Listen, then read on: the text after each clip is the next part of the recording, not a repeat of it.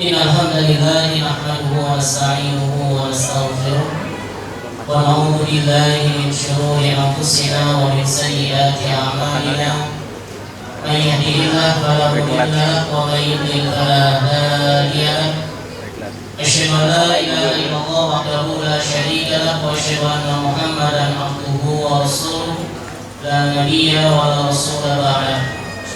قال الله تعالى في القرآن الكريم أعوذ بالله من الشيطان الرجيم يا أيها الذين آمنوا اتقوا الله حق تقاته ولا تموتن إلا وأنتم مسلمون.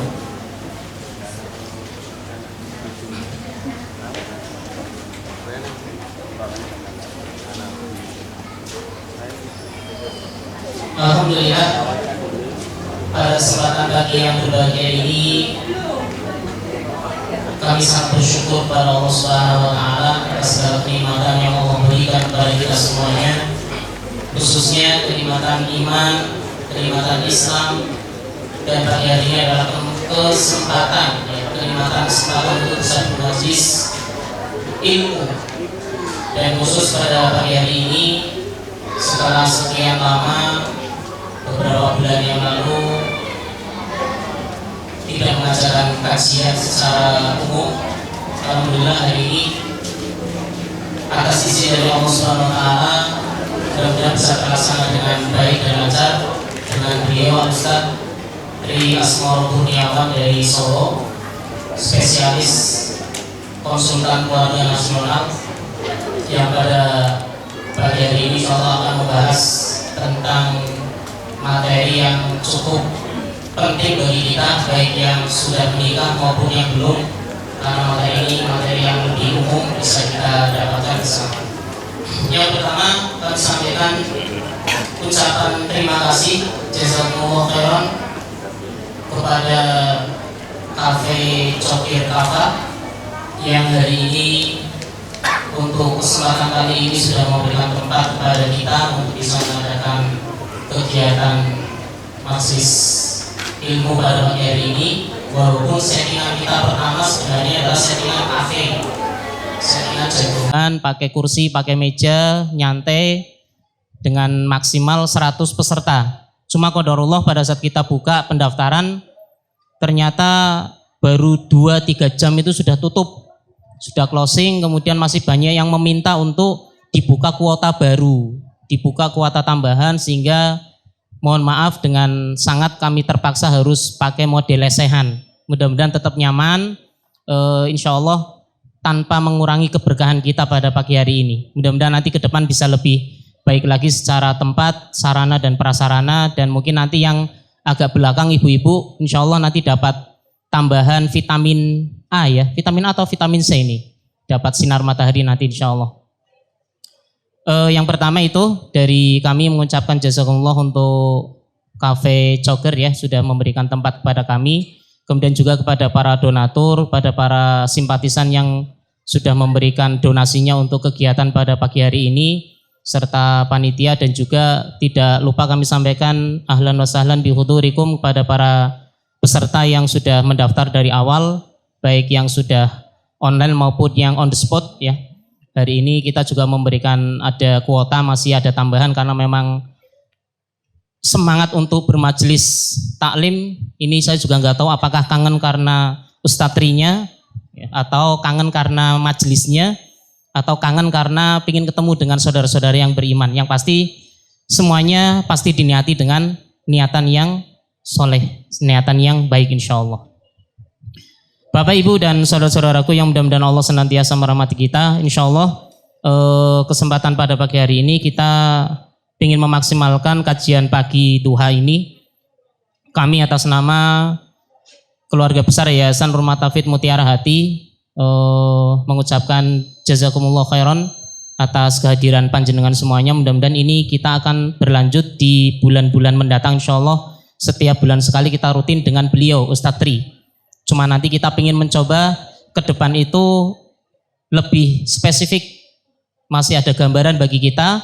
Nanti akan ada kajian khusus pranikah bagi teman-teman yang belum menikah, itu nanti akan dikelaskan ya. tahapannya, kemudian persiapannya, kemudian nanti mudah-mudahan ini masih rencana kita seandainya dimudahkan oleh Allah, bisa jadi nanti akan ada kelas pranikah dan juga mungkin pasca nikah, atau mungkin secara umum tetap dengan beliau, yang pasti insya Allah kita sudah MOU dengan beliau secara lisan setiap bulan di awal bulan sekali dengan beliau khusus untuk membahas tentang masalah-masalah keluarga, yang ini merupakan masalah pribadi kita insya Allah. Bapak Ibu dan saudara-saudaraku yang mudah-mudahan Allah senantiasa merahmati kita, tidak panjang lebar, saya selaku pembawa acara, moderator pada pagi hari ini ingin menyampaikan susunan acara yang insya Allah lebih simpel dari yang biasanya. Yang pertama adalah pembukaan, kemudian yang kedua tilawah Al-Quran, kemudian nanti langsung acara inti, tanya jawab dan doa serta penutup insya Allah. Marilah untuk meminta kepada Allah keberkahan di pagi hari ini dari awal sampai nanti berakhir.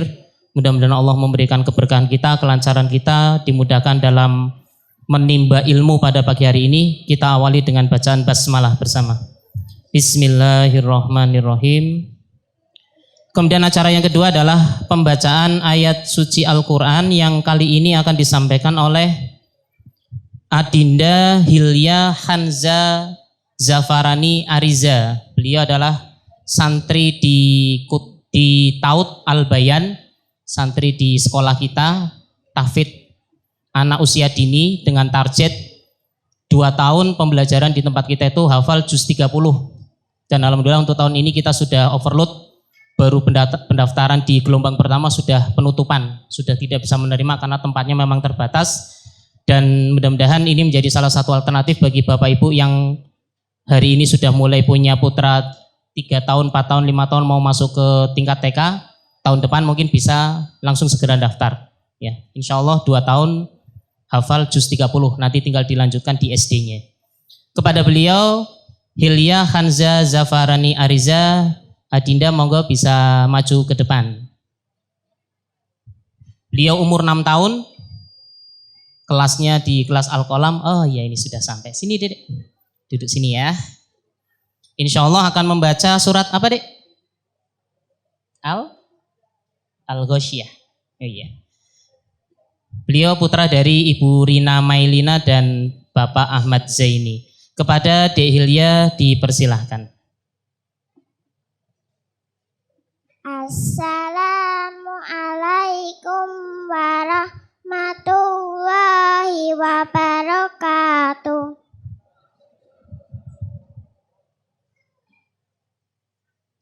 A'udzu billahi minasyaitonir rajim.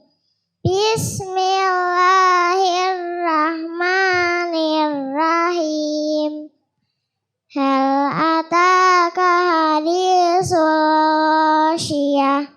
Wujuhun yawma idzin khashi'ah. Amilatun nasibah. Tasla naran hamiyah. Tusqa min ainin aniyah. Laisa lahum ta'amun illa min dari. La yusminu wa la yughni min ju'. Wujuhu yawma idin na'imah. Lisa'iha radiyah. Fi jannatin aliyah. La tasma'u fiha lagiyah.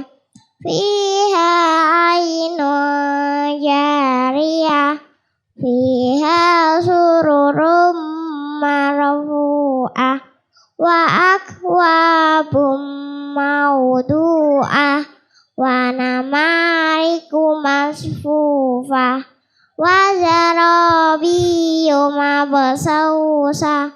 Afala yanzuruna ilal ibili kaifa khuliqat. Wa ilas samai kaifa rufi'at. Wa ilal jibali kaifa nusibat. wa ilal ardi kaifa sutihat fadzakir innama anta mudzakir lasta alaihim bimusaitir illa ma tawalla wa kafar fayu'adzibuhullahul adabal akbar inna ilaina iyabahum thumma inna ilaina hisabahum sadaqallahul adzim. Assalamu alaikum warahmatullahi wabarakatuh. Waalaikumsalam warahmatullahi wabarakatuh. Jazakillah khair Dehilya. Mudah-mudahan Allah memberkati apa yang sudah dibacakan oleh Adinda. Untuk acara berikutnya adalah acara inti yang insya Allah nanti langsung akan dipandu oleh beliau Ustadz Tri Asmoro Kurniawan. Monggo Ustadz bisa bergabung di depan bersama kita.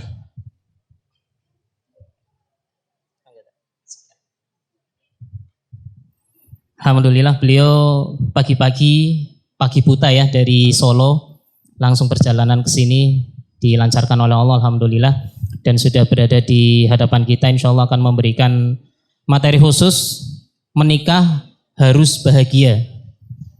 Ini menandakan berarti kalau kita hari ini gak bahagia berarti ada sesuatu ya Tat ya. Nanti bisa dijelaskan oleh beliau bagaimana caranya untuk bisa berbahagia, termasuk juga ini sebagian insya Allah juga masih banyak yang belum nikah Ustadz, ternyata dari yang ikhwan maupun yang akhwat sebagian juga sudah menikah dan punya anak. Jadi ini insya Allah yang pasti masih berkisar muda-muda semuanya. Dan untuk lebih jelasnya insya Allah beliau tidak perlu saya kenalkan karena insya Allah sudah terkenal. Kalau belum kenal berarti nanti bisa cari identitas beliau karena beliau konsultan nasional insya Allah ya. Khusus untuk masalah keluarga. Jadi insya Allah beliau nanti akan memberikan materi yang maksimal untuk kita di pagi hari ini. Maksimal nanti 1 jaman untuk materi, kemudian nanti tambah tanya jawab dan penutup serta doa insya Allah. Untuk lebih maksimal dalam kegiatan majelis duha kali ini, waktu dan tempat kami persilakan kepada beliau Ustadz Tri Asmoro Kurniawan. Tafadhol Ustadz. Ya, bismillahirrahmanirrahim. Assalamualaikum warahmatullahi wabarakatuh. Alhamdulillahirabbil alamin wassalatu wassalamu ala asyrofil anbiya'i wal mursalin wa ala alihi washabbihi ajmain amma ba'du. Usikum wa nafsi bi taqwallahi faqad fazal mu'minun al muttaqun as-shadiqun. Jamaah yang dimuliakan Allah, alhamdulillah pada pagi hari ini kita dipertemukan Allah di majelis ini. Setelah beberapa bulan kita libur untuk kajian rutin setiap Ahad pertama, kemarin saya dihubungi panitia untuk memulai kembali dan meminta materi apa yang cocok. Karena kita sudah jeda beberapa bulan kayaknya tidak melanjutkan materi yang kemarin, tapi kita coba materi baru yang kira-kira sesuai untuk yang sudah menikah maupun belum menikah. Bagi yang belum menikah ini nanti membuka wawasan kita tentang bagaimana kita melihat sebuah pernikahan. Kemudian bagi yang sudah menikah ini sebagai alat introspeksi. Pernikahan yang sudah kita jalani ini sampai hari ini, ada gak bagian-bagian yang harus diperbaiki? Maka kemudian saya munculkan tema menikah harus bahagia. Jadi kalau sampai nanti ada orang menikah dan tidak bahagia, memang berarti ada sesuatu. Saya mengibaratkan orang menikah itu seperti orang yang memasak. Nah, qadarullah pagi hari ini tempat kita mengadakan acara ada bau-bau masakannya. Jadi memasak itu kalau versi saya Harus enak. Sebab masakan yang tidak enak itu bahannya sama, bumbu-bumbunya sama, biayanya sama, waktu untuk masaknya juga sama. Jadi kalau nggak enak ya nggak usah masak aja gitu. Apalagi kalau masakan itu merupakan resep yang ditulis oleh seorang chef yang berpengalaman. Jadi ada seorang chef yang berpengalaman, dia membuat satu resep, sudah diuji coba beberapa kali sampai dia ketemu, oke, masakan ini akan enak. Dia sudah coba berkali-kali. Nah, untuk menghadirkan masakan yang enak itu, yang pertama adalah bahan baku. Jadi bahan bakunya harus bahan baku yang fresh, yang segar, dan berkualitas. Jadi saya pernah mimpin sebuah perusahaan cake and bakery. Itu dia mainnya di bahan baku. Jadi kalau pakai mentega yang paling mahal. Pakai susu yang paling mahal. Pakai coklat yang paling mahal. Pakai tepung yang paling mahal. Ketika menggunakan barang-barang yang berkualitas seperti ini, ternyata dia berani menjual roti dengan harga lebih mahal daripada pesaingnya, tapi rasanya dijamin enak. Ya, jadi bahannya adalah bahan yang berkualitas. Maka di perusahaan-perusahaan besar biasanya ada QC atau quality control. Jadi kalau cabai yang datang nggak seperti yang ditetapkan standarnya, ditolak. Kalau kesegaran bahan yang datang tidak seperti standar yang ditetapkan, ditolak. Karena sama-sama menggunakan 2 telur untuk sebuah roti, telur yang baru dikeluarkan dari tempat penetasan langsung dipakai untuk membuat roti tidak sama dengan telur yang sudah 1 minggu berada di kulkas. Sama-sama resepnya tertulis menggunakan 2 butir telur. Telur yang sudah seminggu di kulkas, sudah sebulan di kulkas tidak sama dengan telur yang baru dipanen tadi pagi. Kalau bahan-bahannya sudah berkualitas dan segar, yang kedua adalah komposisi. Komposisi bahan dan bumbu. Jadi kalau Anda perhatikan sebenarnya di dapur istri kita, bumbu-bumbu yang digunakan itu sebenarnya ya mirip-mirip saja. Ya bawang putih, bawang merah, cabai, merica, ketumbar, ditambah dengan rimpang-rimpangan. Tapi dengan ditambahi bawang putih lebih banyak nanti jadi masakan A, dikurangi bawang putihnya jadi masakan B, ditambah mericanya jadi masakan C, ditambah ketumbarnya jadi masakan D. Jadi masakan-masakan itu dengan komposisi yang sama bahannya tetapi berbeda, takarannya itu menghasilkan masakan yang berbeda. Jadi satu adalah kesegaran bahan, yang kedua adalah komposisi bahan, yang ketiga tentu saja adalah cara masaknya. Sekedar gambaran misalnya begini, Anda makan sayur asem. Ternyata di sana ada melinjo, ada kacang tanah, ada kacang panjang, ada daun melinjo. Meskipun di sana tertulis itu bahan yang mau dipakai, ukurannya sudah pas, tapi ternyata cara memasukkannya itu harus urut. Jadi kacang tanah dulu yang memang lebih lama. Nanti ketika sudah setengah matang baru kacang panjang, ketika diangkat baru daun sonya dimasukkan. Jadi begitu kita menyantap masakan itu sayur asem, pas. Tapi coba kacang tanah dan daun melinjo Anda masukkan bareng. Nanti kacang tanahnya nggak mateng, daun melinjonya lontrok. Jadi masak itu ternyata caranya, urut-urutannya itu juga menentukan. Sampai finishing nanti makannya itu enak.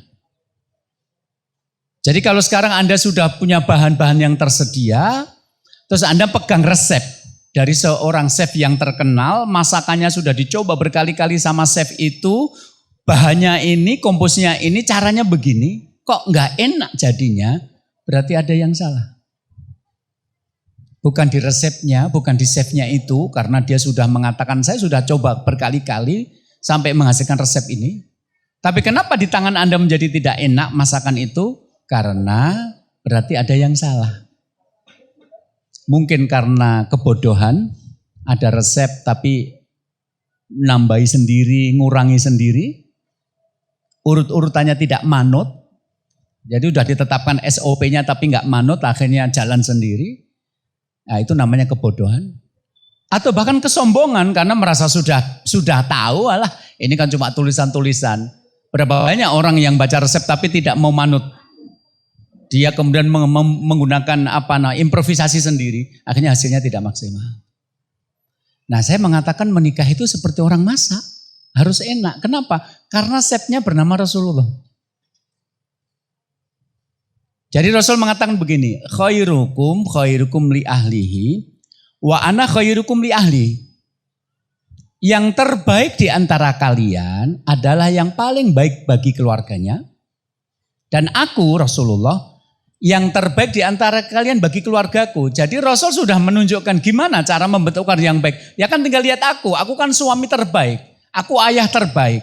Aku mertua terbaik. Aku kakek terbaik. Ana khairukum li ahli. Aku yang terbaik di antara kalian bagi keluargaku. Jadi sebenarnya orang Islam itu kalau mau membentuk keluarga sakinah nggak sulit. Karena Rasul sudah membentuk keluarga dan keluarga beliau sudah beri klaim sebagai keluarga terbaik di dunia. Jadi kan tinggal manut Rasulullah.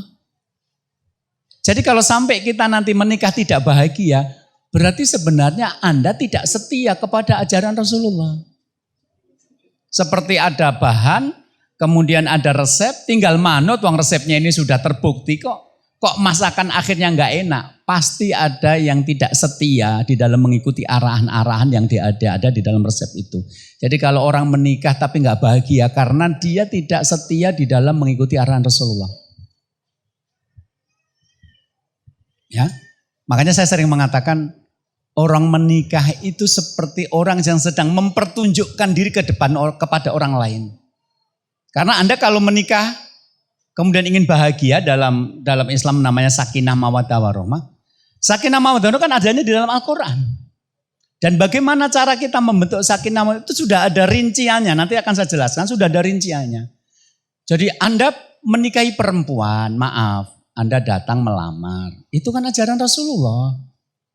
Setelah Anda minta kepada walinya, kemudian Anda mengucapkan ijab kabul, disaksikan oleh beberapa saksi, kemudian Anda memberikan mahar. Itu kan ajaran Rasulullah.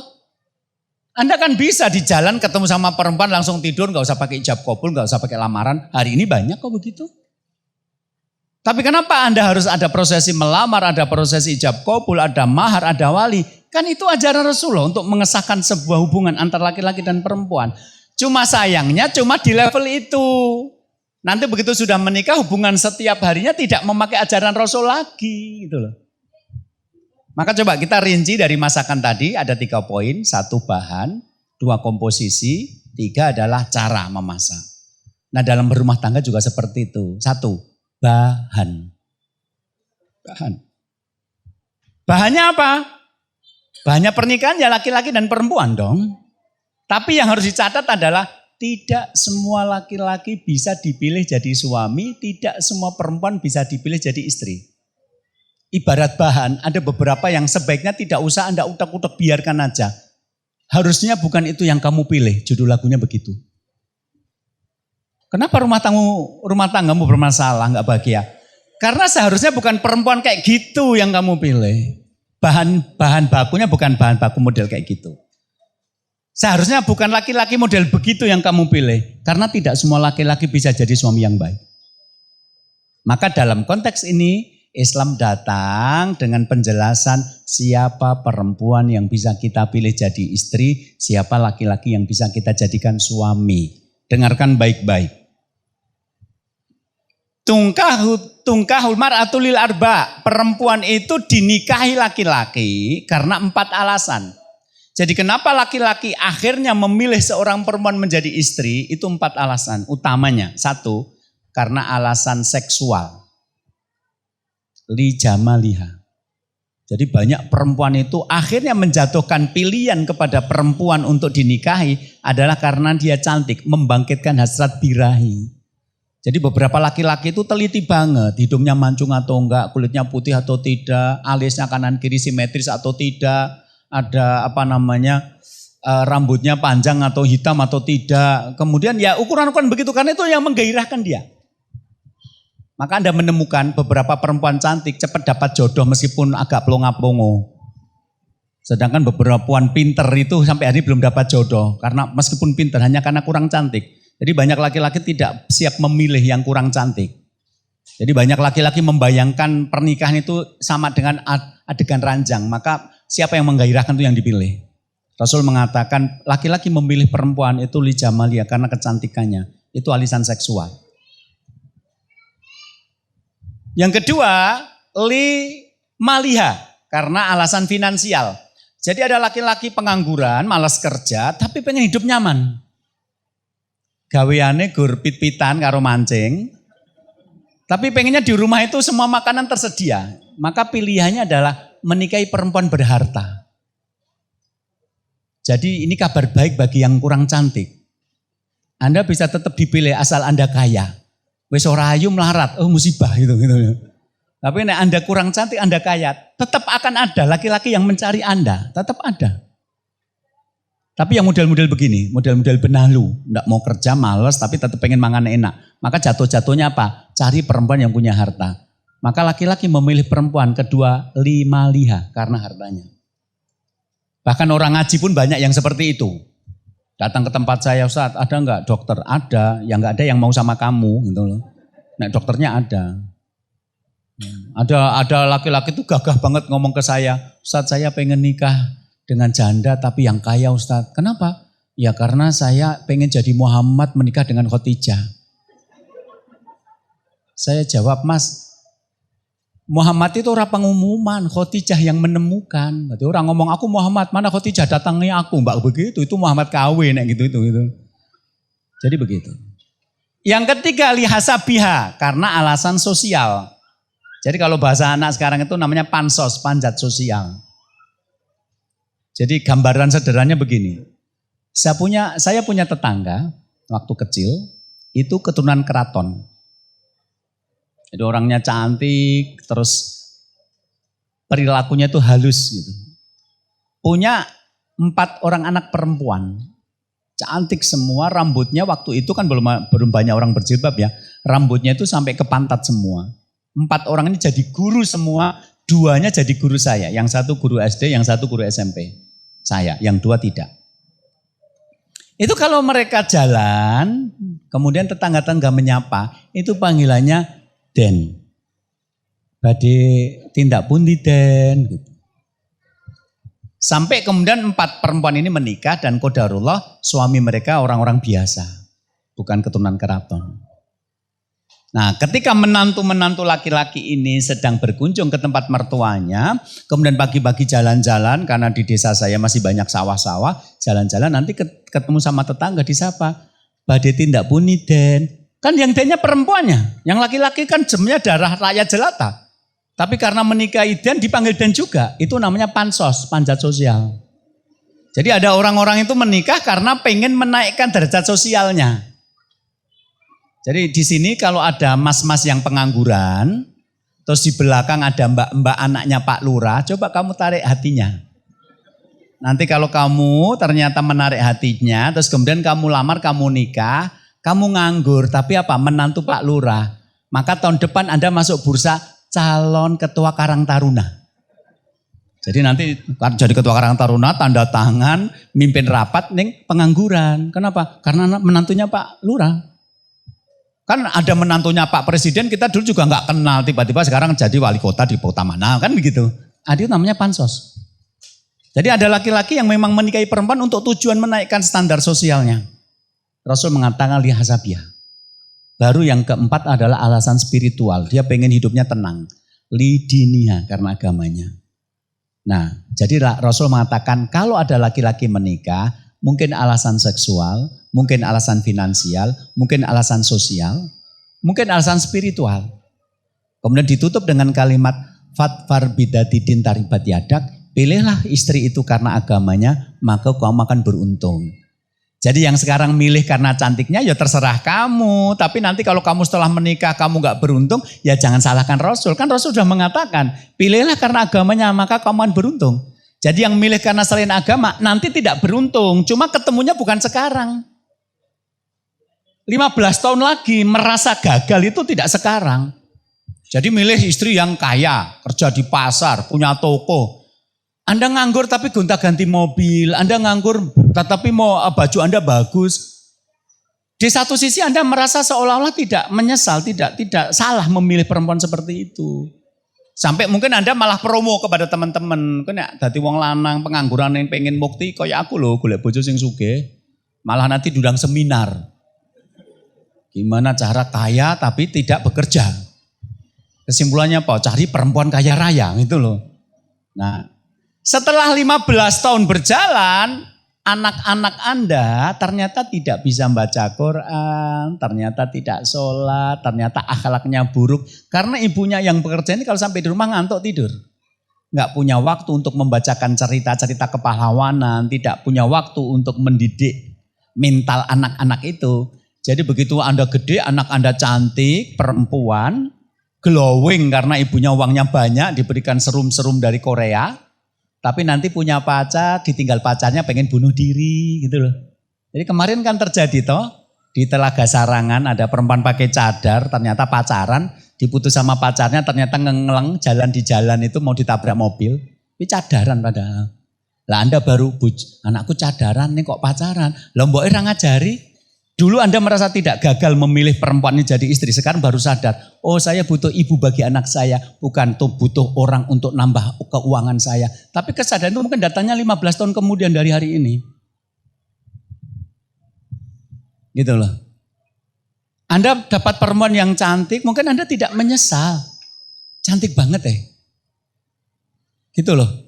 Tapi begitu Anda jatuh miskin, ternyata istri Anda cantik itu digoda laki-laki yang lebih kaya, terus Anda tiba-tiba ditinggal, ya ojo nangis. Itu resiko memilih perempuan cantik yang nyukai banyak gitu loh. Itu nanti. Jadi banyak orang pada awal-awal menikah itu merasa tidak salah pilih. Padahal Nabi sudah mengatakan, perempuan bisa dipilih karena cantiknya, bisa dipilih karena hartanya, bisa dipilih karena status sosialnya, bisa dipilih karena agamanya. Maka pilihlah karena agamanya, kamu akan beruntung. Jadi tidak semua bahan bisa dimasakkan. Gitu. Untuk memilih suami, Rasul mengatakan begini, idza ja'akum man taradawna dinahu wa khuluquhu fa'ankihuhu. Jika datang kepadamu laki-laki yang agamanya baik dan akhlaknya baik, nikahkanlah dia. Jadi milih suami itu satu pertimbangannya agama. Karena dalam Islam nikah itu adalah sarana menuju surga. Tidak mungkin Anda akan dipimpin menuju surga oleh suami yang tidak paham agama. Yang kedua karena akhlak. Akhlak itu bagaimana cara mempergauli Anda setiap hari. Kata-kata yang dipilih, tindakan yang dipilih. Agar Anda tidak sakit hati. Ila taf'alu, kalau kamu tidak melakukannya, memilih suami karena agama dan akhlak. Takun fitnatun fil ardi wa fasadun. Akan jadi fitnah dan kerusakan. Jadi nanti adalah perempuan milih suami karena gagah dan tampan. Tapi nanti kalau enggak beneran sidik ngonek-ngonek ke bojone jeneng kewan metu kabeh. Jangan ngelus dodo nangis. Ya Allah, ujian apa lagi? Ujian karena kamu tidak taat sama Rasul. Ya, milih suami atlet karate tapi agamanya enggak bagus. Nanti kalau marah sama istri, toeng dituduh. Istrinya nangis, "Kenapa aku dipukuli suami?" Karena kamu tidak memilih yang akhlaknya baik, gitu loh. Nah, terus milih suami yang tampan, sudah mapan, habis itu selingkuh. Kenapa suami selingkuh? Ya karena agamanya enggak baik. Jadi orang-orang yang rumah tangganya bermasalah karena dia tidak taat kepada Rasul. Bukan laki-laki kayak gitu yang harusnya kamu jadikan suami. Kamu nekat. Maka saya heran loh kalau ada perempuan bahkan pakai kerudung punya suami enggak sholat. Itu kadang-kadang saya heran. Tapi di Solo banyak. Perempuan yang berudung tapi suaminya enggak sholat. Begitu saya tanya lah, kok yo gelem toh mbak nikah karo wong lanang ora sholat? Jawabannya itu kayak sinetron gitu. Lah kan hati manusia tidak terbuat dari batu toh ya Ustadz, nanti saya doakan tiap hari agar mendapatkan hidayah. 15 tahun dia anak telu ternyata belum dapat hidayah, belum sholat. Saya datang ke tempat saya nangis-nangis, gimana Ustadz, suami saya nggak sholat padahal anaknya 3, mau diteruskan nggak nyaman, mau cerai, anak saya mirip bapaknya semua. Ya. Jadi percayalah, yang tidak bahagia itu karena tidak taat kepada Rasulullah. Karena Islam sudah ngajari cara milih. Ya, cara milih satu tadi kesolehan. Pilihlah perempuan karena agamanya, pilih laki-laki karena agama dan akhlaknya. Itu berarti kesolehan. Jadi laki-laki dan perempuan yang tidak soleh jangan kamu pilih. Jangan kamu pilih. Nanti kalau kamu nangis-nangis setelah menikah karena salah pilih, ibarat orang masak salah milih bahan. Yang kedua dalam memilih bahan ini adalah yang sesuai. Maksudnya sesuai itu begini, karena menikah itu inginnya sakinah mawaddah warahmah, jadi ada variabel-variabel yang ternyata membuat kita tidak sakinah. Maka tidak semua laki-laki cocok untuk semua perempuan. Itulah dalam Islam dikenal dengan kata kufu, sekufu. Jadi tidak semua perempuan cocok untuk semua laki-laki, tidak semua laki-laki cocok untuk perempuan. Meskipun pernikahan itu menggabungkan laki-laki dan perempuan, tapi perempuan tertentu itu bahagianya dengan laki-laki jenis tertentu. Contohnya begini. Pada waktu itu ada seorang perempuan namanya Fatimah binti Qais. Datang menurut Rasulullah. Dia janda, sudah dicerai 3 kali oleh suaminya. Jadi sudah talak bain kubro. Enggak bisa lagi balik sama suami. Dia datang ke Rasul, kemudian mengatakan, ya Rasulullah, saya sudah dicerai suami saya 3 kali. Rasul mengatakan, ya sudah kamu jalani masa iddahmu. Jadi seorang perempuan dalam Islam, itu kalau dicerai enggak langsung cerai jadi janda enggak. Menunggu masa iddah. Kalau sudah 3 kali cerai berarti 4 bulan 10 hari. Oke. Kamu jangan menikah dulu kecuali nanti memberitahukan kepadaku. Ya Rasul. Akhirnya setelah selesai masa iddah, Fatimah binti Qais mendatangi Rasul. Mengatakan, ya Rasulullah, ternyata sudah ada 2 laki-laki yang mau melamar saya. Oh ya, siapa? Abu Jaham. Jangan menikah dengan Abu Jaham. Kenapa? Dia sahabat Nabi loh, Abu Jaham. Kenapa Rasulullah? Fa innahu la yad'u atakihi. Dia tidak meletakkan tongkat di pundaknya. Ini tongkat. Ini pundak. Dia tidak meletakkan tongkat di pundak. Berarti tongkatnya terangkat. Artinya dia siap mukul. Jelas tidak makna hakiki dia tukang mukul. Karena dalam Islam memukul istri itu dilarang dan termasuk dosa besar. Makna kiasan. Makna aslinya adalah dia suka komentar. Ya, jadi orang perempuan itu sudah kerja. Terus kemudian dapat komentar tidak enak, itu beberapa perempuan tidak kuat. Jadi kalau Anda tipikalnya perempuan-perempuan berhati lembut, maka jangan menikah dengan laki-laki yang mudah mengeluarkan kata-kata yang kasar. Kenapa? Anda enggak kuat.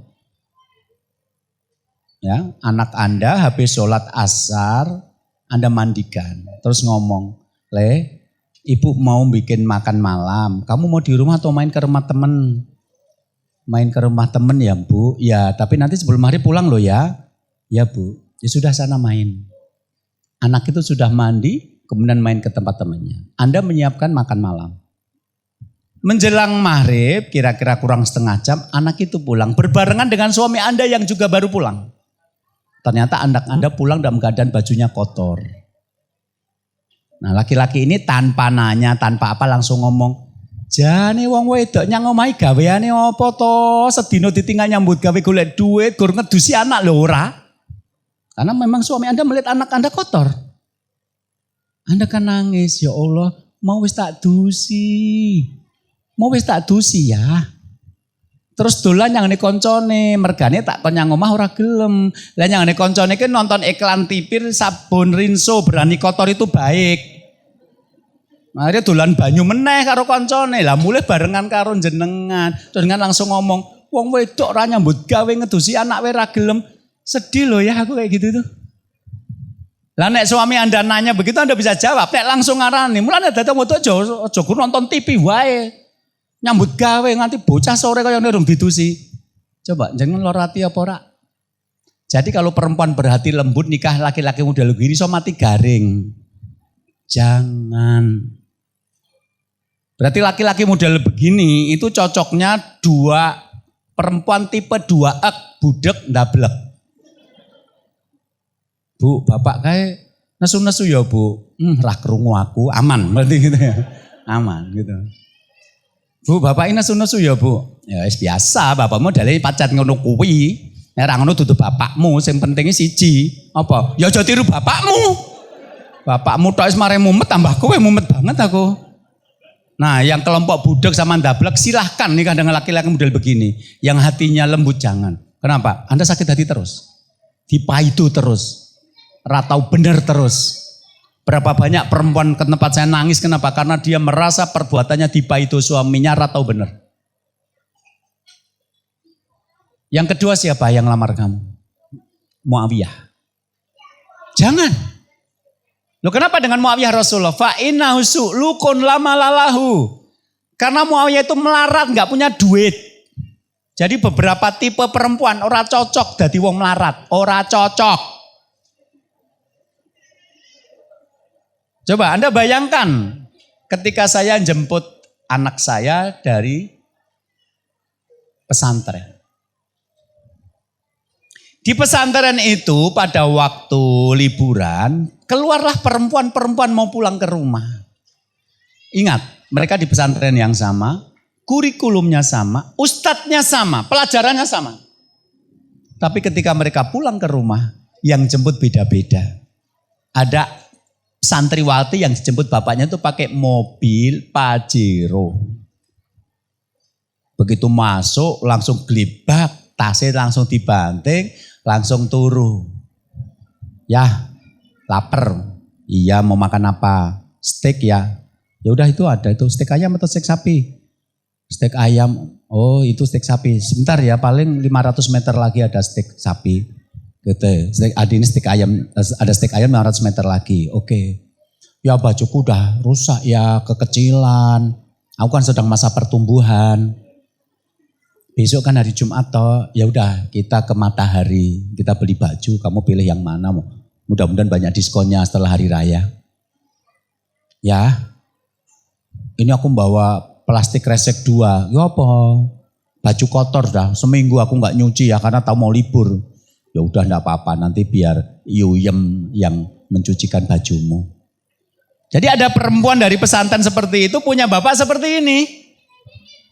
Tapi ada santriwati yang dijemput itu bapaknya itu pakai motor Honda tahun 80. Anaknya kelahiran 90, jadi lebih tua Hondanya daripada anaknya. Gitu. Begitu jalan ngomong, ya aku lapar. Bapaknya bilang, nanti ya sampai terminal Bangak. Loh itu di Darussahadah sampai ke Bangak 15 kilo, kenapa? Ya karena di terminal Bangak ada mie ayam 4.000 rupiah semangkok. Dulu ada, itu murid ngaji saya yang jualan. Jadi ada ratusan mie ayam sepanjang jalan tapi nunggu terminal Bangak karena apa? Di sana ada 4.000. Yang lain 7.000. Sayang, selisih 3.000. Nah, jadi lapar itu harus menunggu setengah jam. Terus nanti anaknya ngomong, ya bajuku udah sempit ya, aku beli baju baru. Ayah nggak punya uang, nanti kemarin ayah baru belikan baju kakakmu, nanti kamu ngelungsur baju kakakmu ya, gitu. Terus nanti ya aku bawa baju kotor ya enggak apa-apa, tapi nanti cuci sendiri ya. Nah mereka berasal dari pesantren yang sama, guru yang sama, kurikulum yang sama, pelajaran yang sama. Tapi kan mereka berbeda dari keluarga yang berbeda. Lah nek jenengan nanti menikah dengan ahwat A yang tadi pakai Pajero, punya pelayan sendiri di rumah, yang masak sendiri, yang nyuci sendiri, yang rawat kebun sendiri. Mereka jarang makan yang tidak enak. Itu jelas bukan perempuan yang bisa diajak miskin. Jadi ketika Rasul bertanya siapa yang kedua, Muawiyah, jangan, Muawiyah itu miskin. Berarti ada beberapa perempuan yang tidak bisa diajak miskin. Berarti menolak laki-laki melarat boleh? Boleh. Tapi yang boleh menolak laki-laki melarat ya perempuan kaya. Nih perempuan melarat menolak laki-laki melarat ya tidak tahu diri namanya itu. Tapi begitu. Nah terus saya nikah sama siapa Rasul? Nikahlah dengan Usamah bin Zaid. Nikahlah dengan Usamah bin Zaid. Fakareh tuh saya nggak cocok Rasul dengan Usamah bin Zaid. Enggak, kamu cocoknya dengan Usamah bin Zaid. Akhirnya aku menikah dengan Usamah bin Zaid, kata Fatimah binti Qais, dan aku bahagia dengan pernikahan itu. Jadi Abu Jahm itu sahabat Nabi, Muawiyah itu juga sahabat Nabi, Usamah bin Zaid juga sahabat Nabi. Tapi Rasul kenal siapa Fatimah binti Qais, siapa yang nanti kalau jadi suaminya peluang untuk sakinah itu lebih besar. Maka Rasul kemudian memilihkan Usamah bin Zaid. Jadi ora kabeh wong lenang cocok kanggo wong wadon. Jadi nek jenengan tuh orangnya suka gojek, humor, cari pasangan yang suka humor. Lucu ya Dek mau pengajiannya karo pasangan. Oh Mas lucu banget terutama pas nyindir aku mau loh Mas. Lucu banget ya gitu loh. Lah Anda habis pengajian bawa istri sampai rumah mau lucu banget ya dek. Ra lucu. Lah nek ngono sedina rong dina ora apa-apa 30 tahun mumet kowe. Gitu loh, seneng jajan, punya istri yang seneng jajan. Klop. Wisata kulineran terus, ditenteki Mas. Ya ora apa-apa kan gue jajan bareng. Yang laki-laki suka jajan, yang perempuan gak suka jajan. Akhirnya apa? Uang sudah disimpan, tetap hilang, diambil suaminya untuk jajan. Ya. Di saku sudah tidak, di laci sudah tidak, engkau tidak ketahuan. Akhirnya apa? Ditaruh di kaos kaki yang sudah dipakai coba. Biar konangan, tetap konangan. Karena laki-lakinya waktu SMP suka ikut pramuka, pelajar yang disenangi melacak jejak. Nah, akhirnya mumet, duit Arab tinggal, wis entek hilang. Kenapa dalam Islam ada pembahasan tentang kekufuan? Karena orang itu tidak nyaman ketika bertemu dengan orang yang tidak menyamankan dirinya. Maka ada sahabat namanya Zaid bin Harisah menikah dengan istrinya. Zainab binti Jahas itu nggak sampai setahun bercerai. Padahal Zaid bin Harisah itu anak angkat Rasul. Zainab binti Jahas nanti setelah bercerai dengan Zaid menjadi istri Rasul. Jadi itu perempuan istimewa. Semua istri Nabi perempuan istimewa. Tapi ketika mereka menikah nggak sampai setahun mereka bercerai. Kenapa? Nggak nyaman. Jadi memilih pasangan satu karena soleh, dua karena kita nyaman dengan dia. Ya, jadi kalau Anda nanti memilih pasangan itu tidak pakai dalil-dalil seperti ini, ya nanti kemungkinan besar salah pilih. Jadi bagi yang belum menikah, Anda harus ngerti Islam bahkan mengajari sampai level memulai pernikahan itu dengan memilih orang yang tepat. Enggak semua orang tepat jadi pasangan Anda. Yang kedua, sekarang saya sudah punya pasangan yang cocok. Maka kalau masakan tadi bahannya sudah pas, kok enggak enak, kemungkinannya kan komposisi. Bawang putihnya kebanyakan itu terlalu gurih juga enggak enak, kurang juga kurang gurih. Harus pas. Nah, dalam konteks keluarga menjalin kehidupan sehari-hari, pas itu ada pada dua level. Satu level hak dan kewajiban. Jadi nanti suami kalau menjalankan kewajibannya berarti memberikan hak kepada istri. Istri kalau menjalankan kewajibannya berarti memberikan hak kepada suami. Dengan memberikan hak dan kewajiban yang seimbang inilah rumah tangga bisa berjalan dengan baik. Aku melakukan kewajibanku dan aku mendapatkan hakku. Nah rata-rata orang menikah itu tidak bahagia karena merasa dia dituntut untuk melakukan kewajiban-kewajibannya tapi tidak mendapatkan haknya. Maka ilmu tentang apa hak dan kewajiban itu harusnya sudah dipahami sebelum menikah. Berdasar dari satu riwayat, waktu itu Rasul didatangi oleh seorang sahabat yang membawa putrinya. Ya Rasulullah, ibnati hadilam tatazawaj. Ya Rasulullah, putri saya itu gak mau menikah. Rasul kemudian mengatakan, aji abagi, wis manuto bapak munduk nikah. Kalau menikah itu bisa membuat bapakmu bahagia, kenapa tidak? Kalau menikah itu menjadi wujudmu berbakti kepada orang tua, kenapa tidak? Tapi perempuan itu menjawab, la, tidak Rasulullah. Hatta tukhbiruni mahaqqa zauji ala zaujatihi. Saya tidak menikah sampai Anda memberitahukan kepada saya apa haknya seorang suami atas istrinya. Jadi nanti kalau saya sudah menikah saya jadi istri loh. Nah setelah jadi istri saya harus berkewajiban kepada suami saya. Apa kewajiban saya Rasulullah? Terangkan itu. Kalau saya belum paham itu saya tidak menikah. Nah kalimat inilah yang menunjukkan bahwa seharusnya sebelum menikah seorang laki-laki paham kewajibannya sebagai suami, seorang perempuan paham kewajiban sebagai istri. Nah banyak orang tuh menikah nggak paham. Karena nggak paham maka kelakuannya sama dengan sebelum menikah. Ini laki-laki sudah menikah, sudah punya istri. Tapi kelakuannya mirip bujangan yang belum tidak punya istri.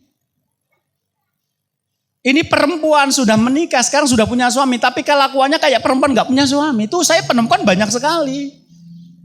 Loh harusnya nggak kayak gitu no. Kamu sudah punya istri kok. Kamu sekarang sudah punya suami kok. Nah ketika itu nanti tidak seimbang, akhirnya menciptakan perasaan tidak nyaman. Oke. Yang kedua adalah seimbang dalam menjalani hidup. Apa itu? Jadi gini saya bayangkan. Jenengan bekerja dari jam 8 pagi sampai 4 sore. Itu namanya Anda sebagai karyawan. Digaji. Pulang dari kantor jam 4 sampai jam 4:30. Yang ada di rumah istri. Anak-anak belum pulang karena masih ikut antar jemput. Nanti jam 5 baru sampai. Maka 4:30 sampai jam 5 itu adalah waktu Anda bersama istri. Maka berperanlah sebagai suami yang baik. Mumpung cuma ada istri. Ayo ngobrol sebagai suami istri. Setelah jam 5 anak-anak sampai rumah. Sampai nanti 5:30 maghrib. Anda jadi bapak. Nanti malam Anda mungkin ada kegiatan yang lain. Besok pagi habis sholat subuh Anda mungkin sarapan terus berangkat kerja. Jadi waktu buat anaknya nggak maksimal. Berarti ya sekarang dong 5,5 jam ini pakailah untuk anak Anda. Setelah 5:30 Anda berhenti. Udah kita berhenti, kita persiapan sholat maghrib. Anda sholat maghrib jadi hamba Allah. Dilanjutkan baca Quran sampai Isya. Setelah sholat Isya Anda ngomong sama istri, Dek yuk makan bareng. Anda jadi pemimpin keluarga. Sambil makan bareng selesai Anda ngomong sama istri, Dek anak-anak kamu ajari pelajaran sekolah. Aku tak ikut rapat RT. Anda jadi anggota masyarakat. Begitu pulang dari rapat RT jam 10 Anda lihat kok lampu masih nyala, Dek. Kok masih nyala? Sekarang tarif data listrik naik loh, Dek. Kalau memang tidak perlu dimatikan saja. Mas tadi kamu waktu berangkat. Itu setelah itu bapak ibu datang. Oh bapak ibu datang ya. Anda jadi menantu. Udah kalau gitu bapak ibu diminta ke depan ya, Dek. Saya mau ngobrol dulu. Anda ngobrol sampai jam 11 kemudian ngomong, Bapak ibu kita lanjutkan besok pagi ya. Saya mau istirahat dulu. Anda jadi diri Anda sendiri. Habis sholat subuh pintu Anda diketuk tetangga. Pak mau minta tolong. Bapak saya sakit. Saya mau ngantar ke rumah sakit. Pinjam mobilnya bisa atau tidak? Bisa, tapi kamu bisa nyopir atau enggak? Nanti kalau bisa nyopir aku aja yang nyopir daripada nabrak. Tapi kalau kamu bisa sopir ya udah ambil aja. Sudah tak isi bensinnya penuh kok. Anda jadi tetangga. Jadi hidup itu seperti itu. Ada waktunya Anda jadi karyawan. Bekerjalah dengan baik. Ada saatnya Anda jadi suami. Ngobrollah yang baik. Ada saatnya menjadi ayah. Didiklah yang baik. Ada saatnya Anda menjadi anggota masyarakat. Rapatlah dengan baik.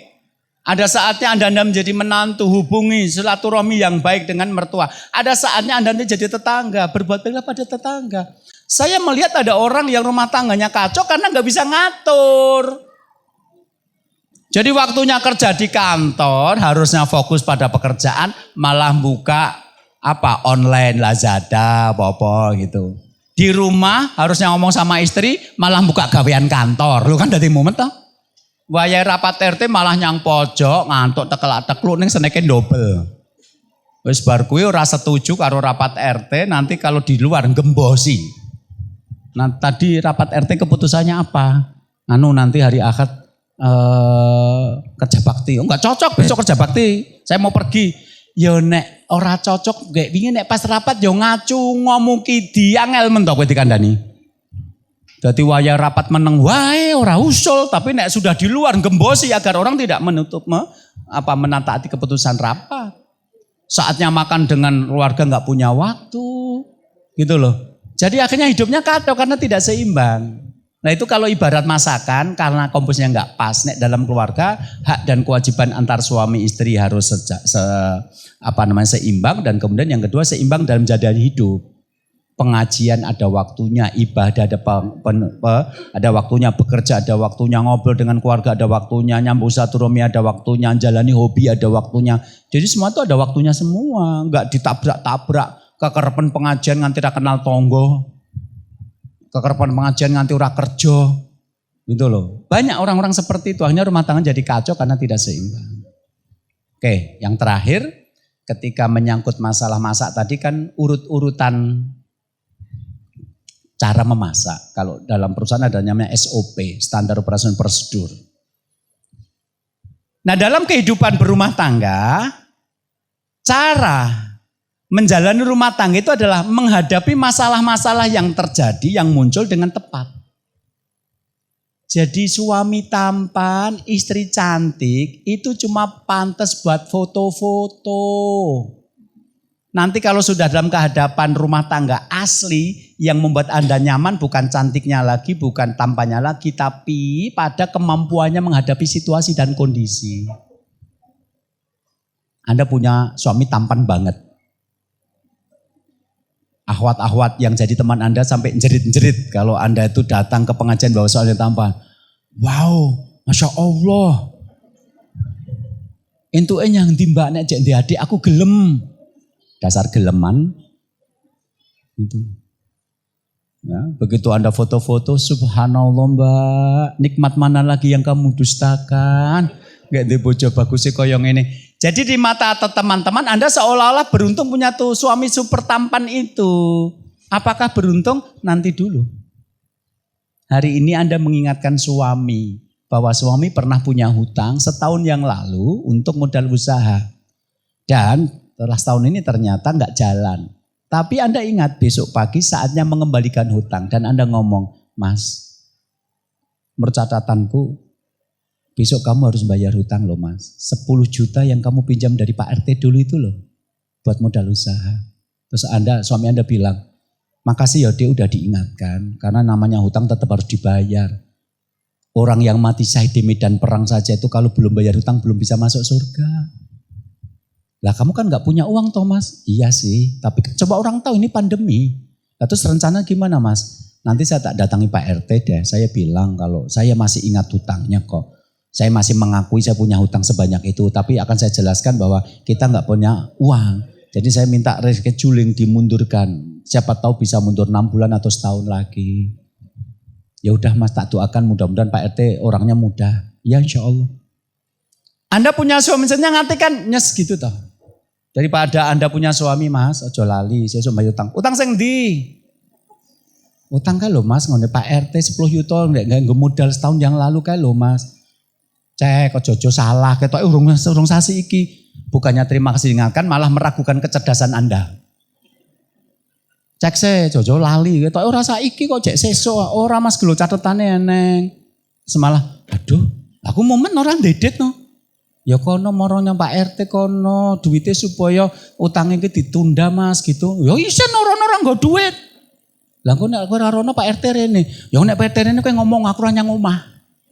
Coba bagus jenggoten yang menune ngono kuwi. Tak jedili sih sanok jenggote kok. Ora cocok. Gitu. Teman-teman Anda memuji Anda punya suami tampan, ponakan yang Anda SMP nganti ngomong Allahu Akbar, aku liwat wajah tampan kayak gitu 2 minggu gak makan masih kenyang. Cah SMP sing ngomong kaya ngono kuwi. Sing duwe anak SMP ra mungkin ngomong kaya ngono. Gitu. Terus anak Anda datang. Tasnya dilempar. Cek, suami Anda nanya, "Ane ngopo kok tasnya dilempar?" "Ya, tasku udah jelek. Besok kalau gak dibelikan tas baru aku gak mau berangkat sekolah." Suami Anda ngomong, "Ini belum jelek banget Yonang. Abi nggak punya uang, jadi ini tak jahitkan dulu yang tempat sol sepatu itu loh, yang benangnya kayak plastik itu loh kuat itu ya. Nanti tak jahitkan di sana. Nanti kamu pakai dulu ya. Jangan lupa nanti habis sholat berdoa sama Allah mudah-mudahan Abi dilancarkan rezekinya. Insya Allah bulan depan tak belikan. Coba Anda punya suami kayak gini, rapat tek ganteng ya mantrem nyangati. Daripada punya suami tampan begitu anak Anda datang kemudian tasnya dilempar. Kenapa dilempar? Rusak ya, kalau nggak dibelikan tas baru, aku nggak sekolah. Nggak usah sekolah. Ayah nggak punya uang buat bayar uangnya Pak RT, utangnya aja nggak punya, apalagi belikan tas kamu. Terus lihat kepada jenengan, itu hasil pendidikanmu. Kamu jadi puja didik enggak toh? Tiba-tiba Anda ganteng anyel kayak gini gitu. Betul, itu bagi yang belum menikah itu kan banyak sing ora patek bagus sithik ditolak, kurang ayu sithik ditolak seolah-olah kalau punya suami tampan, istri cantik selesai urusan. Tidak. Tak ceritani ngono karena saya bertemu dengan kasus-kasus. Ini bukan karangan. Ini kejadian dan beberapa orang mirip dengan ini ada di depan saya kejadiannya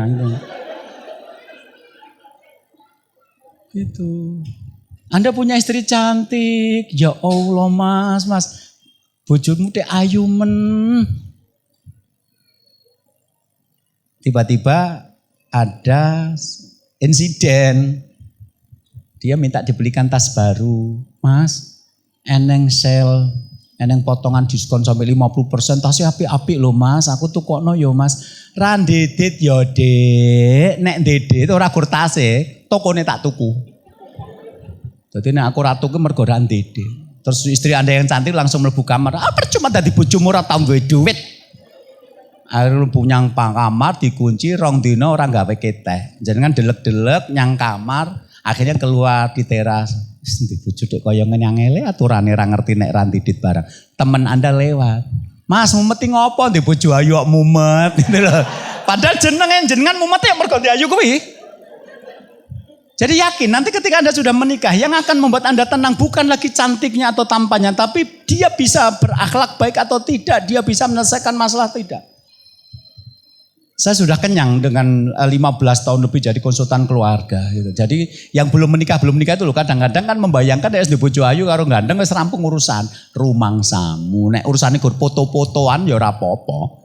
Nek urusane masalah duit, masalah mara tuwa, bojomu bagus ning nek bapak ibu meteko ngindani ra gelem nemoni, mumet nyenengan. Apa meneh wis ra bagus nganyelke. Guangen yang laut kono gitu. Gitu loh. Jadi cara menghadapinya itu ternyata seperti itu, menghadapi masalah dengan solusi yang menenteramkan. Dan itu terjadinya sepanjang waktu, bukan hanya di majelis taklim dan di tempat ibadah. Maka hadisnya mengatakan ittaqillahi tsumma kunta. Bertakwalah kepada dimanapun kamu berada. Jadi bertakwa bukan hanya ketika di masjid atau ketika di tempat-tempat pengajian, tapi di semua keadaan. Gitu loh. Jadi misalnya begini.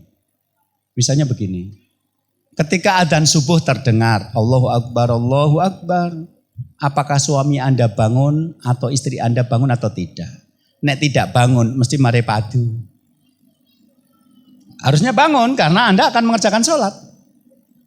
Kalau Anda punya suami sholat tapi di rumah enggak di masjid, marai padu Mas, kok orang yang masjid. Nek yang masjid ki jamaah entuk 17 derajat. Yang omah goreng entuk 1 loh. Kok terima yang omah? Itu bisa menjadi padu.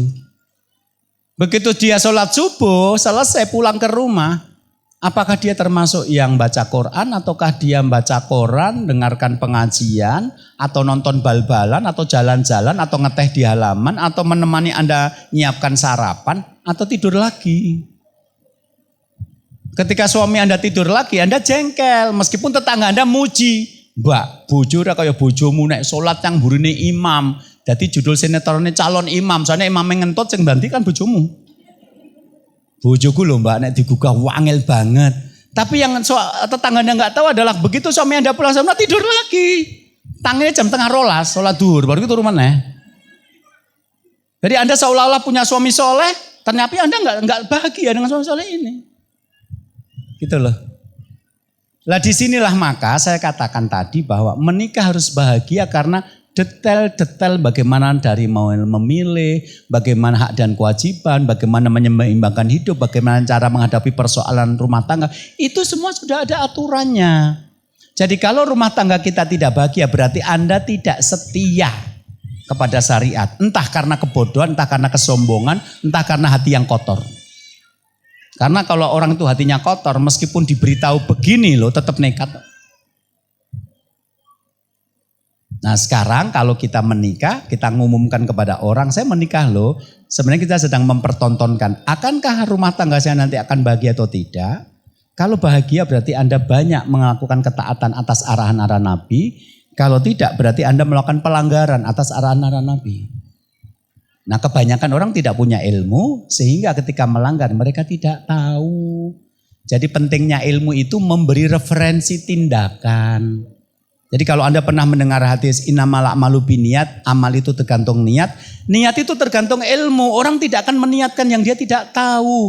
Maka saya menemukan rumah tangga bermasalah itu rata-rata karena apa? Dirasakan tidak nyaman tapi mereka bingung. Saya tidak nyaman itu di mananya? Datanglah sepasang suami istri kepada saya, yang perempuan itu mu'alaf, dulunya Kristen, dan saking cintanya kepada laki-laki ini akhirnya dia menjadi mu'alaf. Merubah keyakinan bahwa semua dosaku sudah diampuni tinggal masuk surga, menjadi keyakinan aku sudah beramal soleh kalau enggak ikhlas tetap enggak dapat nilai pahala, enggak mudah loh.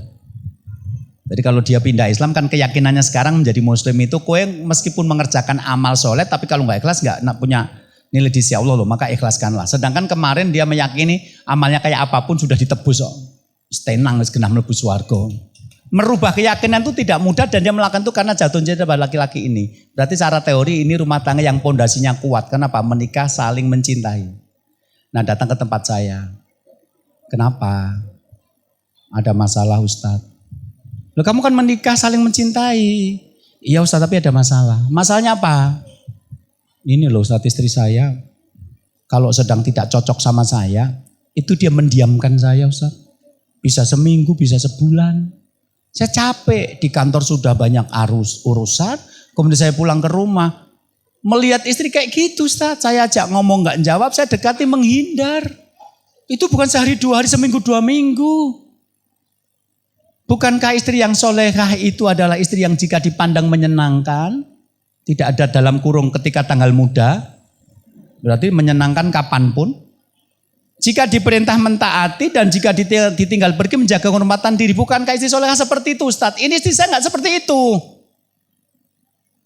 Oke, kemudian saya ngomong, kamu berdua salah semua. Yang perempuan, kamu salah Mbak, salah saya Pak Ustadz.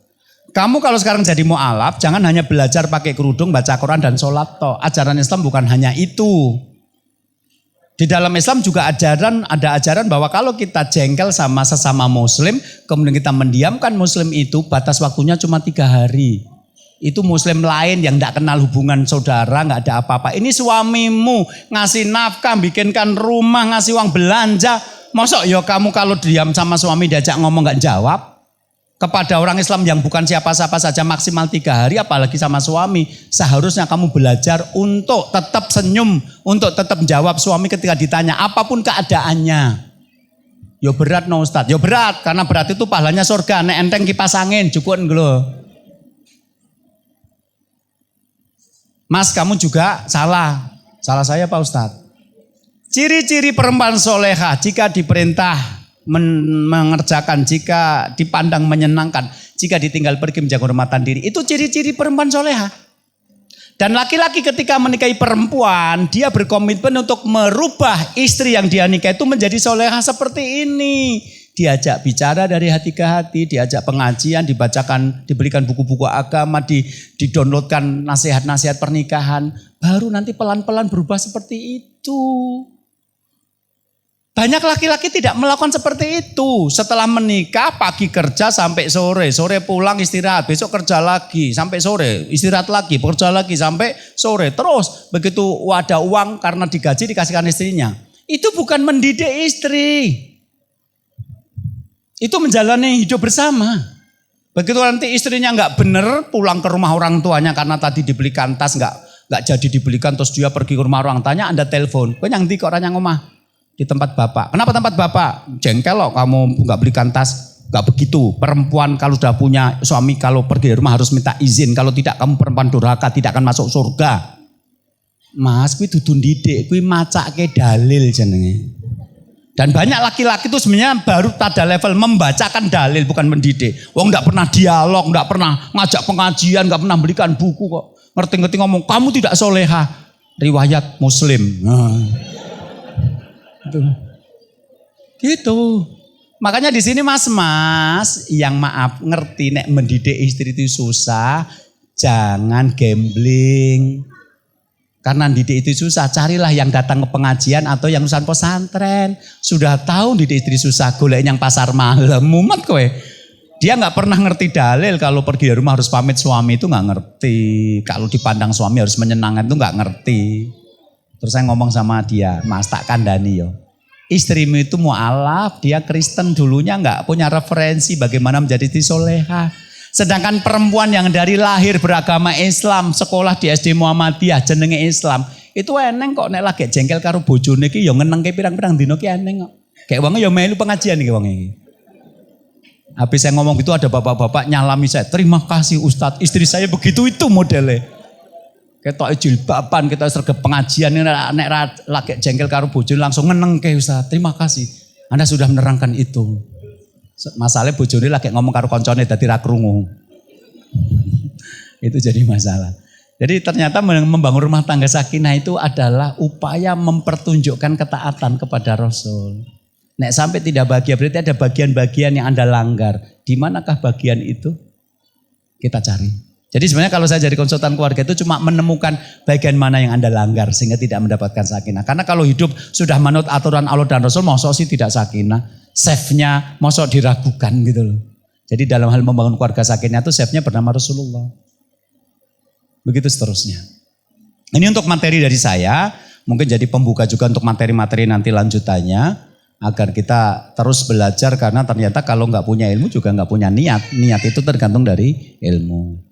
Saya kembalikan dulu kepada pembawa acara, mungkin nanti ada pertanyaan-pertanyaan dari peserta saya persilahkan. Mudah-mudahan bermanfaat. Assalamualaikum warahmatullahi wabarakatuh. Waalaikumsalam warahmatullahi wabarakatuh. Jazakumullah Ustaz Tri Asmoro yang 1 jam ini memberikan materi yang luar biasa kepada kita, membuka wawasan dan juga materi-materi baru, ilmu baru yang mungkin selama ini kita tidak memahami, khususnya bagi yang belum menikah, berarti persiapan untuk menuju pernikahan memang benar-benar harus dipersiapkan. Sedangkan yang sudah menikah, tinggal komposisinya Ustaz ya, diperbaiki lagi, dipaskan, bawang merahnya, bawang putihnya, garamnya dan seterusnya. Karena tidak ada kata terlambat, jangan sampai wah wis kadung seperti ini kemudian harus ditinggalkan, tidak seperti itu. Karena sudah menikah maka tinggal di komposisinya diperbaiki lagi. Baik, untuk acara selanjutnya adalah acara dialog dan tanya jawab. Untuk yang akhwat mungkin bisa pakai kertas nih, dari ibu-ibu atau yang putri misalkan mau bertanya silakan pakai kertas, kemudian nanti bisa dititipkan ke panitia. Panitia nanti minta tolong standby untuk yang putri misalkan ada yang mau bertanya bisa diambil kertasnya kemudian nanti dibawa ke depan. Untuk yang pertama monggo dari Ikhwan atau Putra, silakan Bapak, Saudara yang mau bertanya terkait dengan hal yang berkaitan materi pada pagi hari ini atau mungkin di luar materi yang masih nyangkut tentang masalah keluarga, silakan bisa ditanyakan mumpung ada pakarnya. Nah ini, monggo silakan saya kasih 3 penanya dulu. Untuk yang Putra bisa tunjuk tangan kemudian nanti bisa menyampaikan pertanyaannya ke depan. Silakan. Ada yang mau nanya?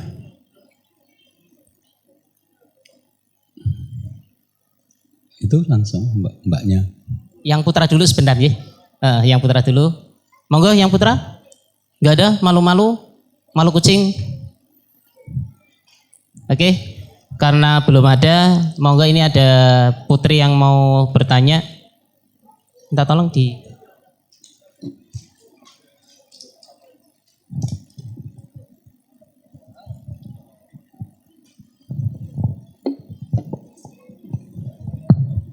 Bismillahirrahmanirrahim. Ustadz, saya mau bertanya, dari bahan-bahan yang tadi sudah disampaikan bahwa tidak semua bahan laki-laki dan bahan perempuan itu bisa bersatu dalam satu masakan yang namanya pernikahan. Kemudian kita sudah sangat hati-hati, kita mensolihahkan diri kita. Kemudian kita juga berusaha untuk mendapatkan seseorang yang mungkin menurut kita bahan-bahan itu bagus. Kita bertanya pada chef yang bagus.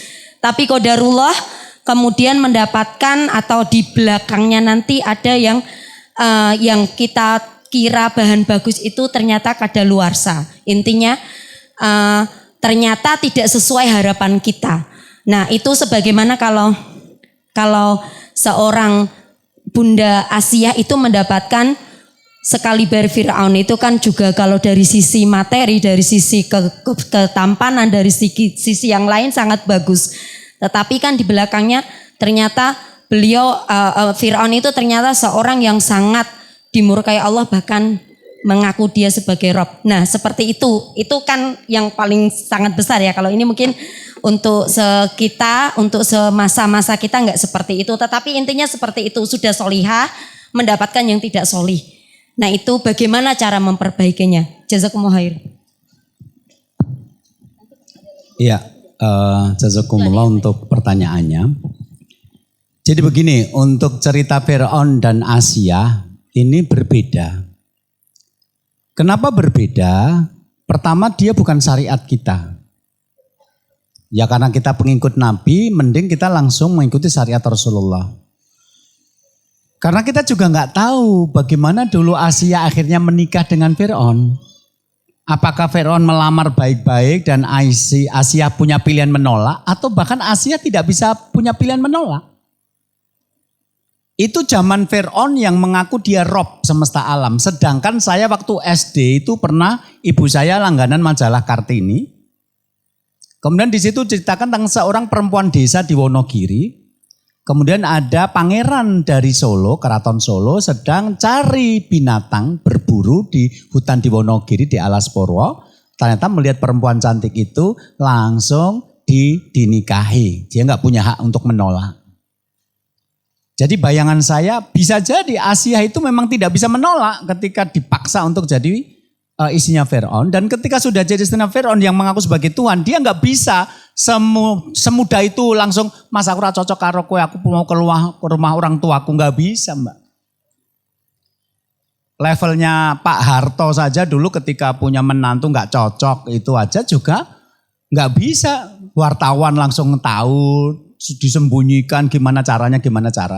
Jadi Asia itu adalah perempuan yang tidak berdaya. Enggak seperti tetangga kita, enggak cocok langsung mengajukan gugatan cadangan dan agama. Enggak semudah itu. Maka contohnya jangan Asia. Karena Asia itu bisa jadi enggak bisa melawan Fir'aun. Keluar dari keraton enggak bisa, keluar akan dibunuh, mungkin begitu. Maka dia hanya berdoa kepada Allah agar dibangunkan istana dan diselamatkan dari perbuatan Fir'aun yang jahat. Gitu ya. Nah sekarang begini. Kalau saya pengen mendapatkan pasangan yang soleh, tapi kok ternyata salah, itu seperti apa? Ada dua kemungkinan. Kemungkinan pertama adalah sebenarnya pasangan Anda tidak soleh. Anda saja mengatakan dia soleh. Misalnya ketika saya punya kasus, perempuannya berjilbab, suaminya nggak sholat.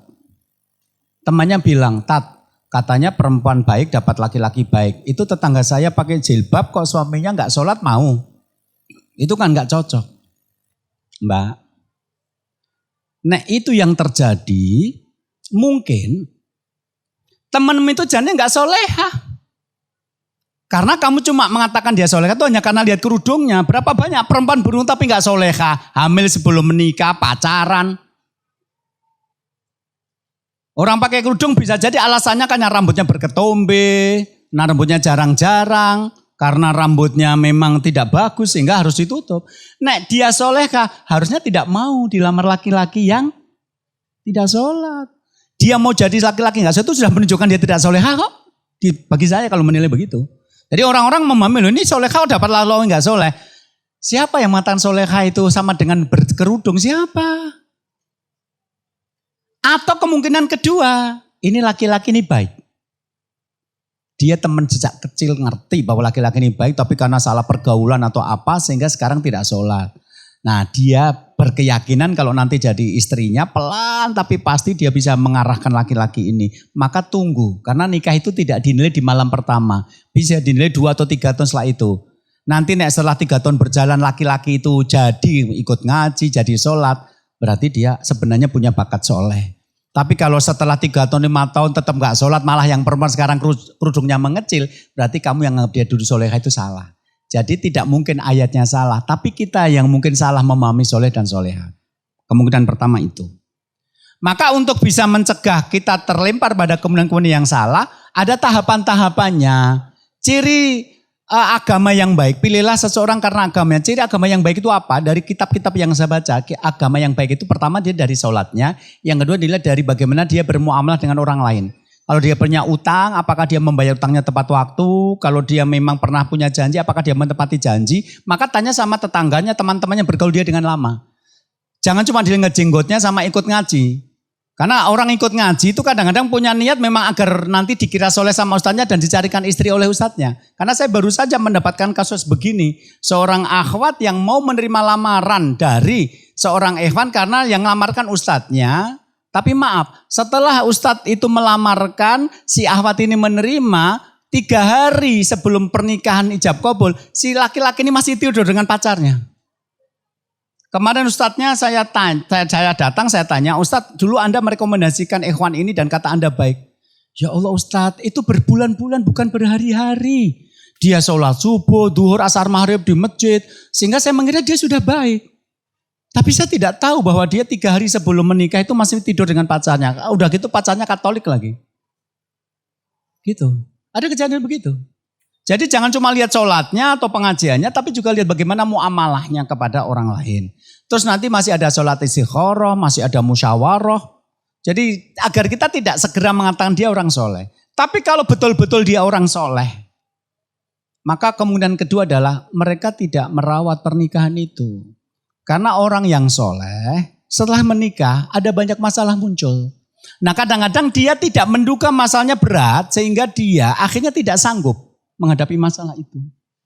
Ya maaf, dia mengira setelah menikah itu semuanya baik-baik saja, sakinah mawaddah warahmah. Ternyata setelah menikah mertuanya datang pinjam uang buat mantukan adiknya. Kemudian iparnya datang pinjam uang untuk bayar sekolah anaknya. Setelah itu tetangga datang, setelah itu istrinya sakit, anaknya bayar sekolah. Ternyata lu kok seperti ini. Bayangannya dia bulan madu kok ternyata begitu terus dia akhirnya nggak siap. Akhirnya berubah jadi tidak baik. Berapa banyak perempuan dan laki-laki di awal-awal pernikahan itu orang baik. Tapi begitu menghadapi banyak masalah menjadi tidak baik. Jadi apa? Pernikahan itu tadi bahan-bahan itu cuma di awal. Setelah itu kan prosesnya. Nah kalau proses masak ya masakan itu dilakukan. Tetapi besok masak lagi. Sama orang menikah juga begitu. Tiap hari akan menghadapi masalah. Orang yang pernah menyelesaikan satu masalah belum tentu bisa menghadapi masalah berikutnya. Maka cari pasangan yang menuntut ilmu. Saya bertemu orang yang menikah 10 tahun, maaf. Ngelola uang bisa, nyatanya punya rumah, punya mobil, punya tabungan, bisa menyekolahkan anak. Ya, mengelola keuangan bisa. Mengelola rumah tangganya bisa. Dia punya waktu untuk istri, untuk anak, jalan-jalan. Tapi pada tahun ke-11, dia reuni SMA dan ketemu dengan mantannya.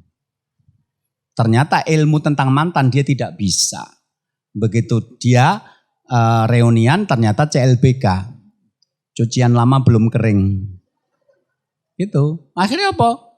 Anak dan istrinya dia tinggal untuk ngejar perempuan ini. Jadi ilmu untuk mengelola rumah tangga bukan cuma ilmu berkaitan dengan keuangan, berkaitan dengan seksual, berkaitan dengan pendidikan. Kadang-kadang juga berkaitan dengan bagaimana menghadapi perasaan atas masa lalu itu. Jadi beberapa orang ternyata nggak bisa loh menghadapi serangan makhluk dari masa lalu, namanya mantan itu, nggak bisa loh ternyata. Makanya ilmunya kan harus banyak, bukan hanya sekedar ilmu-ilmu mendasar saja gitu. Wallahu a'lam bishawab. Nah sekarang setelah ada masalah seperti itu, Anda perhatikan baik-baik. Jadi ketika masakannya nggak enak, itu ada yang masih bisa diselamatkan. Keasinan, oke, dimasukkan kentang mungkin. Atau dirubah jenis masakannya. Wah ini nanti terus jadi masakan ini ternyata nggak benar, dirubah, ditambahi bahan-bahan apa sehingga berubah. Masih bisa dimasak. Tetapi ada beberapa masakan yang begitu sudah tidak enak ya sudah. Memang terpaksa harus dibuang, nggak bisa dipakai lagi. Jadi ketika nanti suami istri ada masalah, ya ada yang bisa dibina, ada yang memang dibinasakan. Tergantung kasusnya. Jadi kalau suami pernah selingkuh, nangis, minta maaf, sekarang janji nggak mengulangi lagi, ya sudahlah diperbaiki lagi. Tapi nek dia selingkuh sudah 5 kali, terus Anda ngomong, Mas mbok mandek selingkuhannya, Mas, terus dia ngomong, aku yang ini gelem ra gelem, ngomong ra gelem. Jadi ada begitu karena nanti Nabi mengatakan la yudahul mukmin min hujrin wahidin marrataini. Orang mukmin itu tidak digigit ular berbisa dari lubang yang sama 2 kali. Itu menunjukkan orang mukmin itu masih mungkin digigit ular berbisa. Tapi nek sampai digigit berkali-kali itu bukan orang mukmin. Jadi nggak pernah belajar dari pengalaman. Jadi di situ. Jadi kalau nanti rumah tangga kita nggak sakinah, ada yang masih bisa diperbaiki, ada yang memang tidak. Maka dalam Islam perceraian dimungkinkan ketika masalah-masalah rumah tangga berkembang ke arah saling menyakiti. Gitu. Kita tidak seperti orang Kristen apapun yang terjadi jangan sampai bercerai, tidak. Kita kalau memang bisa tetap sakinah meskipun agak berat usahanya ya kita jalan. Tapi memang tidak ada kemungkinan sakinah ya sudah harus diakhiri sampai di sini. Karena kalau kita nggak segera akhiri malah kita menghabiskan umur. Karena apapun yang terjadi itu nggak bisa diputar kembali dari awal. Wallahu a'lam bishawab. Ini ada pertanyaan tambahan dari beberapa ibu-ibu ya. Yang pertama, Assalamualaikum warahmatullahi wabarakatuh Ustaz. jika calon suami kerja di perantauan Ustadz, calon, ini masih calon Ustadz. Kemudian di awal sebelum menikah, beliau itu sudah bilang, nanti kamu di sana enggak apa-apa, kita LDR-an. Nah ini bagaimana Ustadz? Apakah kelak si istri ini dosa besar karena tidak bisa menjalankan kewajibannya sebagai seorang istri karena jaraknya jauh, tidak ketemu dan lain sebagainya, dan tidak bisa melayani setiap harinya? Terima kasih Ustadz. Iya. Ini namanya nikah mesyar. Apakah boleh pernikahan seperti itu? Boleh, tapi berat. Dan para ulama sebenarnya tidak menganjurkan pernikahan-pernikahan model begini. Jadi aku nikah, tapi nanti aku nggak setiap hari ketemu sama kamu. Kamu di sini, aku di sana, memandang langit yang sama. Bukan begitu.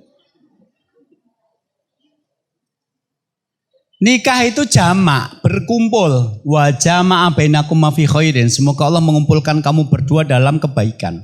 Dan salah satu kenikmatan penting orang menikah itu jima, berkumpulnya dua alat kelamin. Jadi kalau ada orang mau nikah kok niat awalnya jangan berkumpul, itu kan sebenarnya menyelisihi aturan. Satu. Yang kedua, persoalan rumah tangga itu bukan hanya sekedar mencari uang.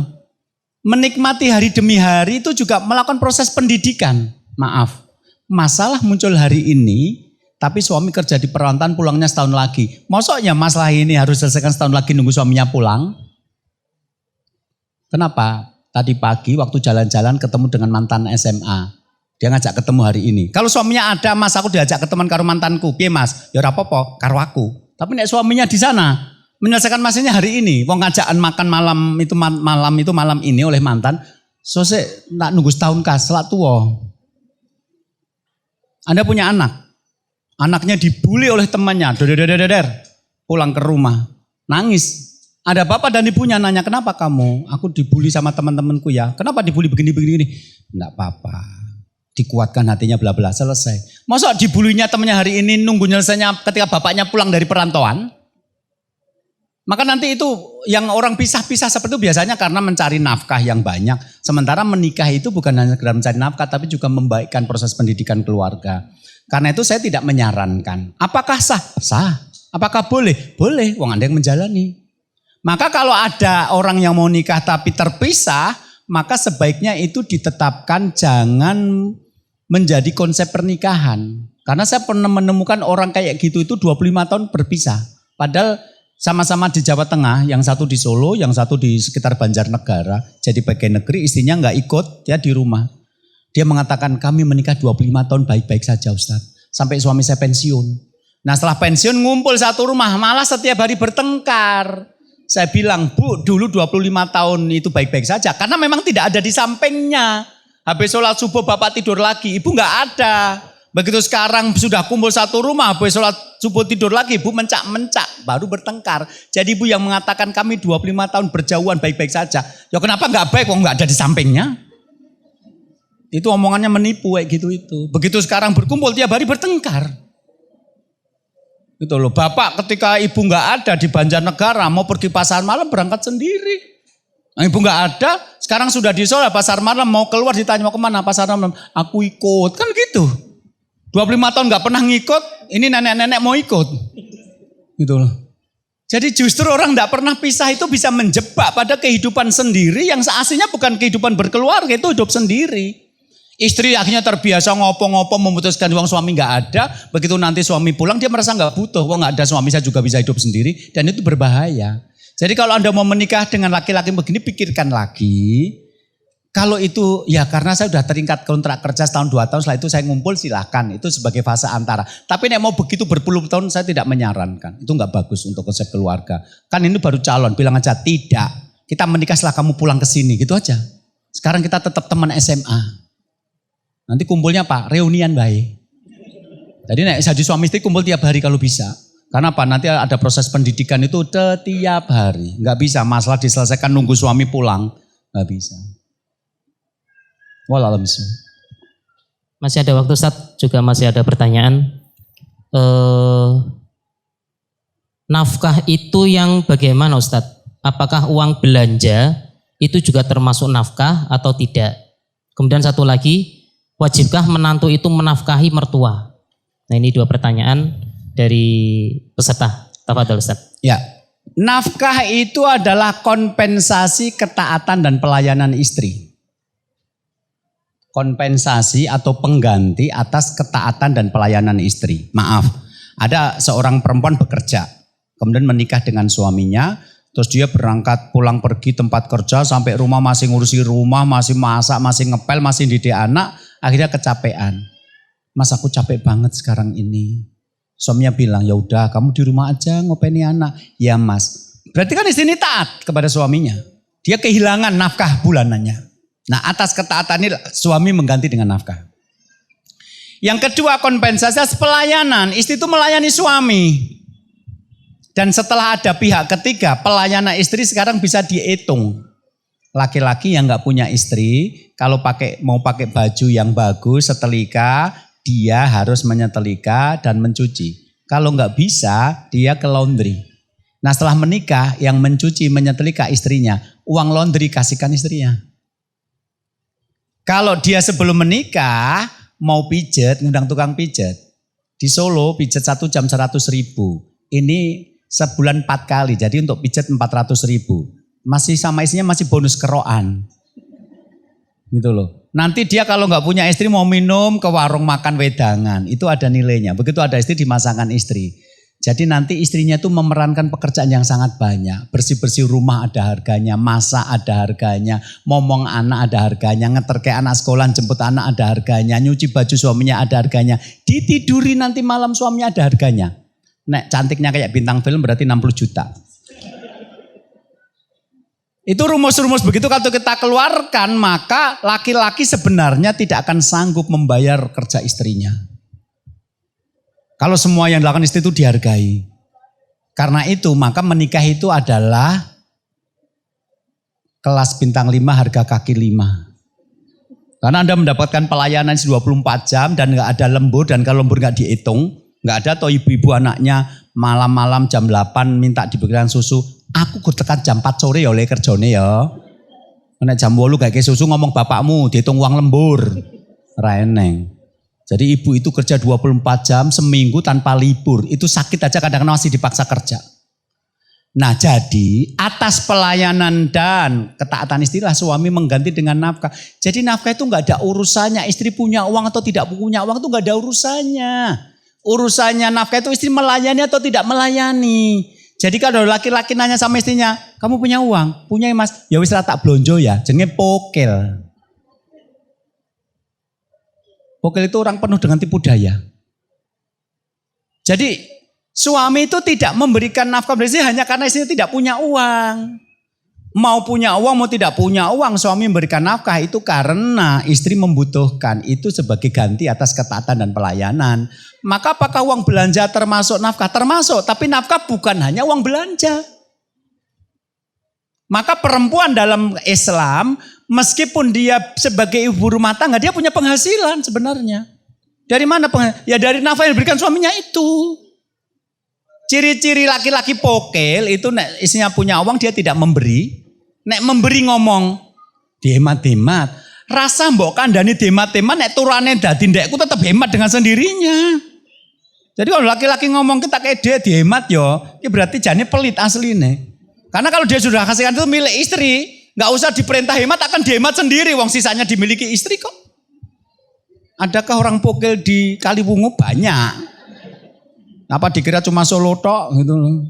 Banyak. Jadi orang itu memahami nafkah itu uang belanja, bukan.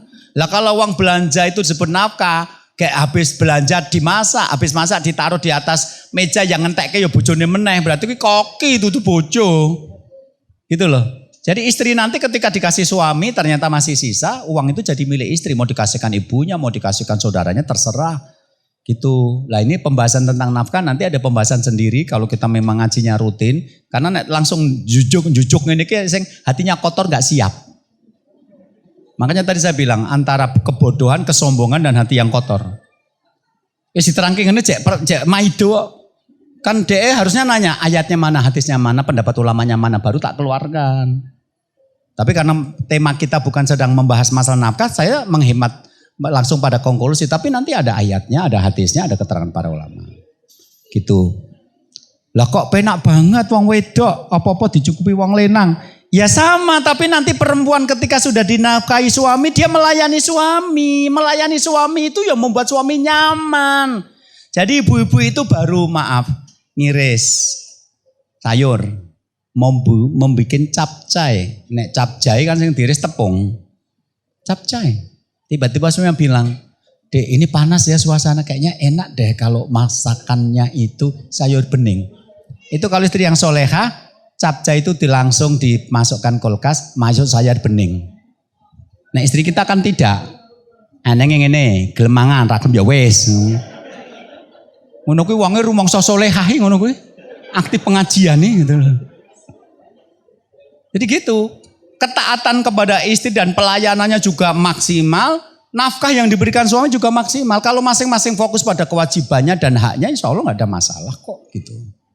Terus apakah menantu memberikan nafkah kepada mertua? Tidak. Yang memberikan nafkah kepada orang tua ya anaknya, bukan menantunya. Kecuali menantu ini disuruh oleh suaminya. Dek, aku repot di kantor. Ini uang buat kamu kasihkan ke ibu ya, monggo.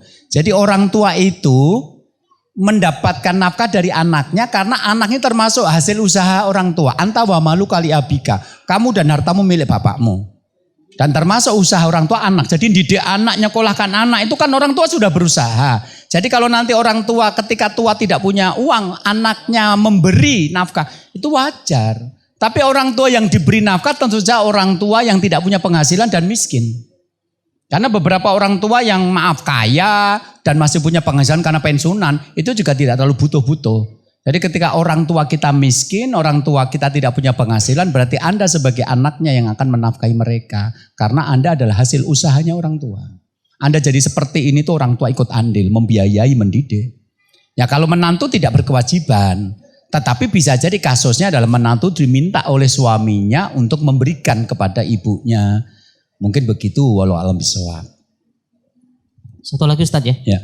Ada 10 menit untuk mengakhiri pertemuan pada pagi hari ini. Ada satu pertanyaan lagi, karena itu banyak, cuma ini saya ambil yang agak urgent ya. Seorang suami akan bertanggung jawab di hadapan Allah kelak.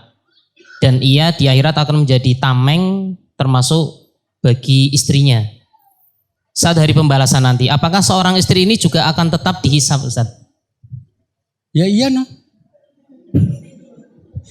Dalam artian enak banget kalau istri nggak diusap, berarti suami penebus dosamu gitu. Kok pindah agama tadian? Jadi gini loh, suami itu bertanggung jawab pada Allah karena rumah tangga itu adalah organisasi. Nah organisasi itu ada manajemen tergantung dari manajernya. Dalilnya apa? Innallaha sa'ilun kularana mastarahu. Sungguh Allah akan bertanya kepada semua pemimpin tentang kepemimpinannya. Hafadha amdoya, apakah dia menjaga atau mengabaikan kepemimpinan itu. Hatta yas'ala rajulan ahli baitihi, sampai Allah akan bertanya kepada seorang laki-laki tentang keluarganya. Anda bayangkan kalau laki-laki menikah dengan perempuan kemudian Allah takdirkan gak punya anak. Berarti meskipun organisasi itu cuwinya 2 orang, suami dan istri itu akan dimintai pertanggungjawaban Allah. Ini dalil yang menunjukkan suami bertanggung jawab di hadapan Allah. Adapun istri apakah akan bertanggung jawab? Iya dong, dalilnya apa? Kulukum ra'in wa kulukum mas'ulun an ra'iyatihi. Setiap kamu pemimpin dan setiap pemimpin akan bertanggung jawabkan kemudian di hadapan Allah. Dan kemudian diurai. Suami bertanggung jawab atas keluarga dengan ahli baitihi. Istri bertanggung jawab atas rumah dan anak-anak suaminya. Jadi nanti pertanyaannya Allah kepada para istri adalah didik anaknya seperti apa, melayani suaminya seperti apa. Sedangkan pertanyaan Allah kepada para suami adalah bagaimana kamu memimpin keluargamu. Jadi bukan berarti karena suami ditanya terus istrinya nanti nggak ditanya Allah, tidak. Karena gitu konsep pemahamannya berarti suami seolah-olah penebus dosa istri. Nabi anyar, agama anyar berarti itu loh. Enggak, istri tetap akan diminta bertanggung jawab di hadapan Allah. Itu. Ya, jadi masing-masing nanti fokus pada tanggung jawabnya di hadapan Allah. Itu materi kita pada kesempatan pagi hari ini. Jadi nanti kalau ini kita adakan sebulan sekali, insya Allah setuju nggak? Nek dengan nggak setuju nggak apa-apa, saya nggak perlu jauh-jauh ke sini gitu maksud saya. Tadi saya baca subuh ke sini, biasanya malam nginep di sini. Saya diundang dimanapun saya penuhi selama waktu saya ada. Cuma kalau di tempat itu merasa tidak butuh ya saya nggak perlu datang. Masih banyak tempat lain yang membutuhkan gitu loh. Anda kira yang rumah tangganya bermasalah cuma Kaliwungu toh? Enggak, saya Indonesia. Saya yang merdeka sejak tahun 45 tapi belum sejahtera sampai sekarang. Gitu. Artinya ini masalah-masalah yang sekarang menyadarkan kita, oh ustadz rumah tangganya ya bermasalah. Oh ahwat bercadar rumah tangga ya bermasalah. Oh guru ngaji ya bermasalah. Oh pengajian ya bermasalah. Kenapa? Karena ilmu tentang berumah tangga ternyata kalau tidak diketahui menjebak kita pada kesalahan memilih tindakan. Gitu. Nah, kalau Anda setuju, bismillah, saya akan tetap usahakan karena janjinya nanti setiap akad pertama saya akan hadir di sini. Kita akan mengkaji tema-tema keluarga yang jujur jarang dikaji di tempat lain. Ya, saya sudah 15 tahun jadi konsultan keluarga dan saya menunggu rekan-rekan yang masuk ke dunia keluarga. Ternyata sampai sekarang belum banyak. Beberapa ustadz itu mengkaji tema keluarga tapi nggak fokus. Ustadz Umar Mita, Ustadz Khalid, Pak Salamah, kemudian Ustadz Adi Hidayat. Saya juga menemukan video mereka tentang keluarga. Tapi kan nggak keluarga toh, bahas yang lain juga. Nah sementara masalah keluarga ternyata sangat kompleks. Dan kalau kita nggak punya ilmunya, kita kebingungan menyelesaikannya. Nah, mudah-mudahan kita bisa istiqomah. Mudah-mudahan bermanfaat. Saya minta maaf kalau ada hal yang kurang berkenan. Saya cukupkan sampai sini. Assalamualaikum warahmatullahi wabarakatuh. Waalaikumsalam warahmatullahi wabarakatuh. Alhamdulillah kajian dari yang disampaikan oleh Ustadz Tri Asmoro luar biasa pada pagi hari ini. Dan insya Allah kami dari panitia memang sudah meniatkan diri untuk bisa menghadirkan beliau di awal pekan pertama setiap bulan. Tempat mudah-mudahan seandainya nanti di sini memang dirasa nyaman dan bisa terus kita lakukan, insya Allah nanti kita akan komunikasi lagi dengan Cafe Joker, mudah-mudahan bisa menempati di sini setiap bulan sekali, atau mungkin nanti ada alternatif yang lain, insya Allah kita doakan mudah-mudahan beliau bisa hadir di sebulan sekali di Kaliwungu khususnya, untuk bisa membahas masalah-masalah keluarga, dan memang beliau khusus spesial itu memang dai khusus yang membahas tentang keluarga. Jadi walaupun beliau memiliki ilmu terkait dengan selain keluarga, tapi beliau lebih fokus ke sini karena memang ini menjadi permasalahan kita setiap saat, setiap detik. Jadi mudah-mudahan kita juga minta doanya kepada jamaah sekalian bisa istiqomah untuk mendatangkan beliau setiap bulan sekali, dan harapan kami juga kehadiran panjenengan juga rutin ya. Termasuk hari ini yang mungkin bisa belum meninggalkan nomor telepon, nomor HP, minta tolong nanti bisa ke panitia kemudian menulis nomor HP panjenengan biar nanti setiap bulan kita bisa komunikasi lewat HP, lewat WA untuk bisa hadir lagi dalam kajian-kajian yang akan datang. Kemudian sebagai informasi, alhamdulillah untuk pagi hari ini dari kota infak yang dihasilkan sebesar Rp1.941.000 yang insya Allah infak ini nanti akan kita operasionalkan untuk kegiatan dakwah kita di Kolbun Salim ya, di Lazis kita, di Rumah Tauhid Mutiara Hati kita, insya Allah untuk kegiatan-kegiatan yang berkenaan dengan masalah-masalah dakwah, salah satunya di kajian pagi seperti pagi hari ini. Dan alhamdulillah dari awal sampai akhir acara ini sudah kita laksanakan.